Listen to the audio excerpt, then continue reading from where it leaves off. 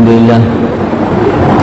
لله الذي هدانا لهذا وما كنا لنهتدي لولا أن هدانا الله ولا نعبد ولا نستعين إلا إياه. هو الذي خلق السماوات والأرض وما بينهما وما تحت الثرى إن تجهر بالقول فإنه يعلم السر وأخفى. الله لا إله إلا هو له الأسماء الحسنى. فأشهد أنه لا إله إلا الله وحده لا شريك له، وأشهد أن سيدنا ونبينا وحبيبنا ومولانا محمد صلى الله عليه وسلم عبده ورسوله الذي أرسل إلى الخلق كافة بشيرا ونذيرا وداعيا إلى الله بإذنه وسراجا منيرا. وبشر المؤمنين بأن لهم من الله فضلا كبيرا. أما بعد فيا عباد الله، أوصي نفسي وإياكم بتقوى الله والمواظبة على ذكر الله، فإن خير الزاد التقوى فاتقوه يا أولي الألباب لعلكم ترحمون. واعلموا أنما الدنيا هذه دائرة ولذتها فانية وآخرها حسرة وموت. فبادروا أيها الإخوان بطاعة ربكم واجتنبوا الفواحش ما ظهر منها وما بطن، وأطيعوا الله ورسوله إن كنتم مؤمنين.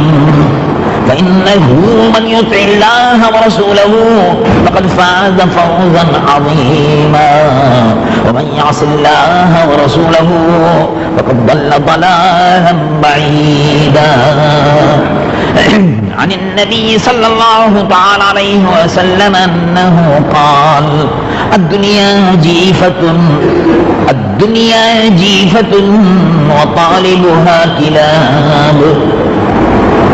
يقول الله عز وجل في كلامه: اعلموا أنما الحياة الدنيا لعب ولهو وزينة وتفاخر بينكم وتكاثر في الأموال والأولاد كمثل غيث أعجب الكفار نباته ثم يهيج فتراه مصفرا ثم يكون حطاما، وفي الآخرة عذاب شديد ومغفرة من الله ورضوان، وما الحياة الدنيا إلا متاع الغرور.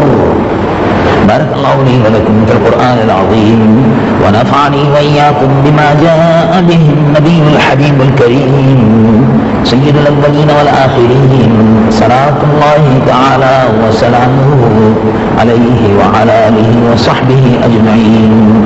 أقول قولي هذا واستغفر الله العظيم لي ولكم ولسائر المسلمين من كل ذنب وأتوب إليه إنه هو التواب الرحيم. رب اغفر لي.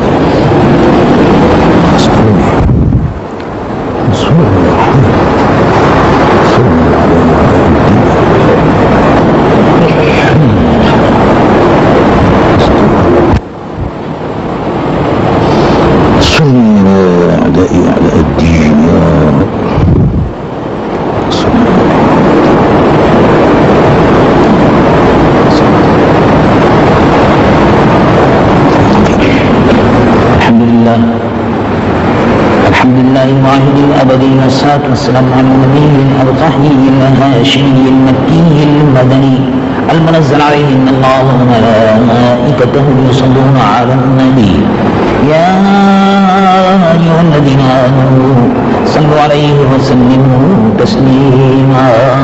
اللهم صل وسلم وبارك على حبيبك ونبيك سيدنا مولانا محمد صاحب الوجه الأنور والجبين الأزهر صلاة وسلاما عليك يا سيدي يا رسول الله.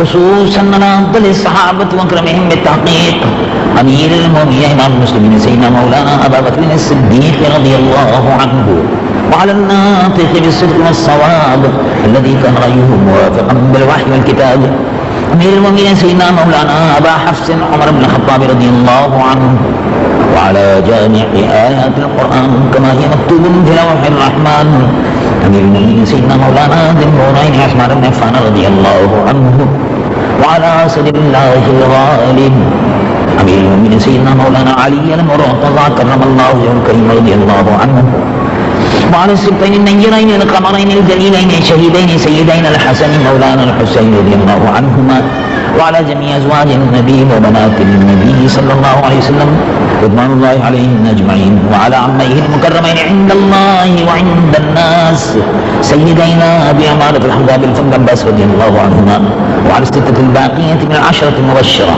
سائر الصحابة والتابعين ومن تبعهم بإحسان إلى يوم الدين، وعلى الأئمة الأربعة المجتهدين من مقلديهم بإحسان إلى يوم الدين، وعلى جميع أولياء الله تعالى في مشارق الأرض ومغاربها رضوان الله عليهم أجمعين. اللهم يا ربنا يا أرحم الراحمين اللهم أعز الإسلام والمسلمين وعلي كلمة الإسلام والمسلمين، وانصر الغزاة والمجاهدين في فلسطين وكشمير وبوسنيا وتشيشنيا وفلبين يا ربنا، وانصرنا على اليهود والمجوس والنصارى والمشركين.